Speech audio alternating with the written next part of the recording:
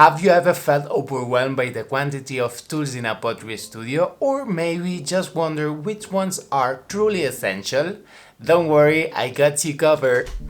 Hi, I'm Joan, a pottery artist and also a dancer, and today I'm gonna be sharing with you 5 must-have tools that every single potter is gonna need in order to create, refine and perfect your craft. Whether you are a potter just starting or a seasoned potter that is looking to simplify your setup, those tools are a game changer, and I think I did add 1 or 2 at the end, and I'm sure that the last one is gonna be surprising a lot of you. So let's just jump right in and go for it.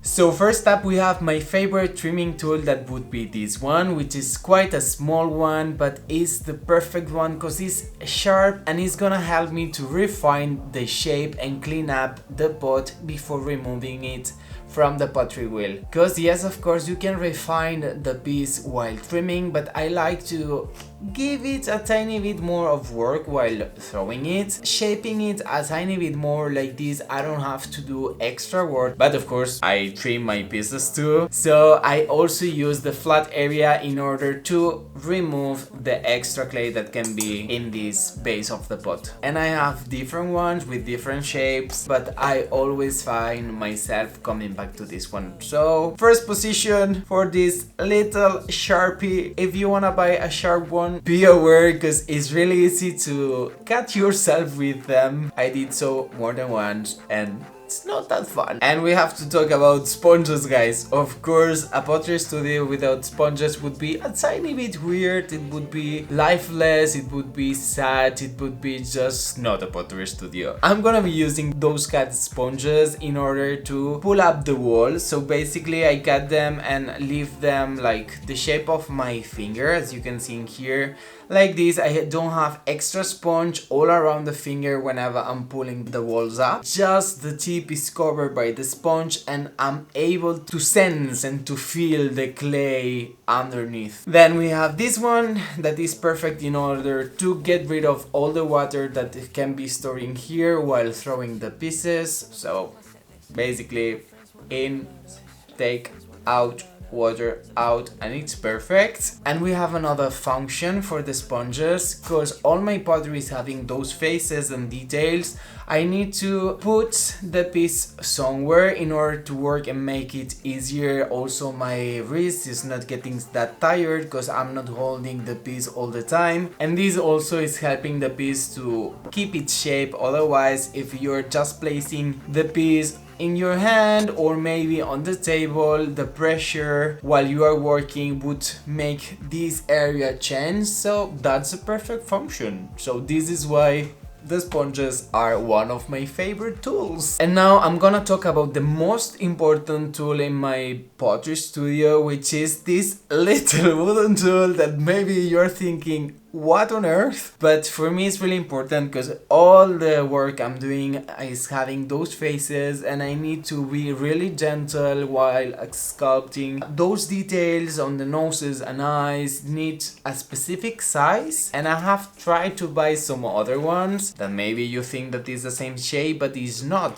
This one is really sharp and it's cutting the clay really easily, and this area is thicker, therefore it's harder to work in small places. And the next tool is also one that I'm using while sculpting. It's a simple brush, it's not even a ceramic brush. Whenever I'm sculpting the eyes or the noses, I'm just going inside the eye in order to smooth out all the surface, the nose and everything. And this is the thing that a lot of you guys ask me, how could I get this smooth texture? And it's basically the combination of this wooden tool that is really small, that is helping me to get in those places, and also with the combination of the brushes. So before I give you the 2 extra ones, I'm gonna talk about the 5th one, that is one that maybe you're not expecting either, which we are talking about plastic bags. Wow! Basically, the plastic bags are the ones that are gonna help me to control the drying out of the pieces. So it's really important because it's the one that is helping me to avoid the handles from cracking. So whenever I'm working with some pieces that are having more than one handle or extra details, like it would be this one, the body of the clay is gonna have one thickness. In this case, one handle is having a different thickness and the second handle is gonna have another thickness. What happens whenever the piece is drying, we have different humidity levels within the same clay. It's gonna dry out in different timings, therefore those different timings are gonna create resistance, and this is the thing that is gonna make the cracking happen. So basically, whenever I finish working the pieces and I feel that maybe this ear is more humid than the base itself or the other handle, I'm gonna just back it up and leave it there for 1 day or two that is gonna be completely closed, and then later on I'm gonna open up a tiny bit the plastic bag and it's gonna start drying out really slow. This, I swear to you guys, is the trick that helped me to have all the pieces survive, none of them crack, at least for 2 years.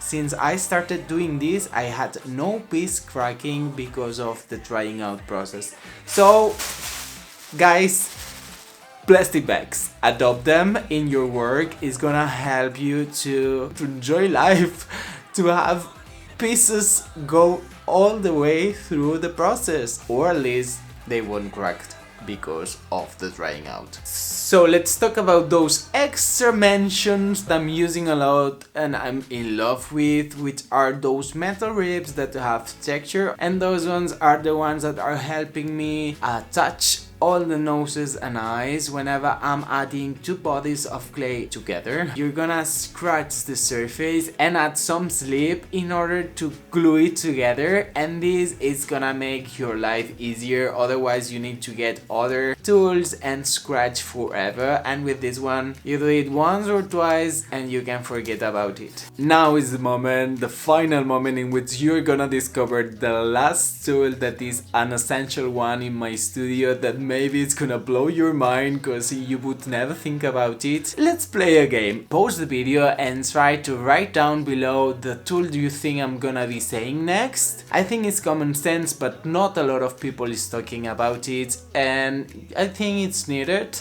so I'm gonna talk about it. But first I'm gonna wait, I'm gonna give you a tiny bit of time in order to think about it and write it down.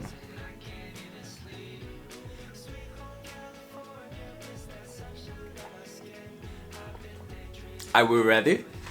Ta-da! So I'm talking about hand cream. It's really important to keep your skin healthy and moisturized. For example, I'm one person that is having like sensible skin and having a lot of eczemas due pollution and due emotional reasons, and I'm using gloves in order to cover my skin because I have this can that the skin is just ripping and also getting really dry, and it's really hard for me to lengthen the fingertips. But guys, it's really important, even though if you don't suffer from dry skin or sensible skin, take care of yourself because clay is drying out so much the skin. Also, if you work with glazes and you're not using gloves, try to use them. I'm not always using them, even though I know I have to because of my skin that is really reactive. By the way, it's not sponsored by this brand, but try to take care of yourself, guys. This is why for me it's really important to talk about this tool, which is an essential one that is not from the Pottery studio but is really related with pottery. Was it the one you were writing down? Was it the one that you were thinking? Let me know. So this is gonna be all from me, guys. I hope you enjoyed the video. Comment down below the one tool that you think that is the most important for you in your pottery studio, or the one you would think that you would be using the most. And don't forget to like, subscribe and share this video if you enjoyed it, and hope to see you next time. Ciao, bye bye.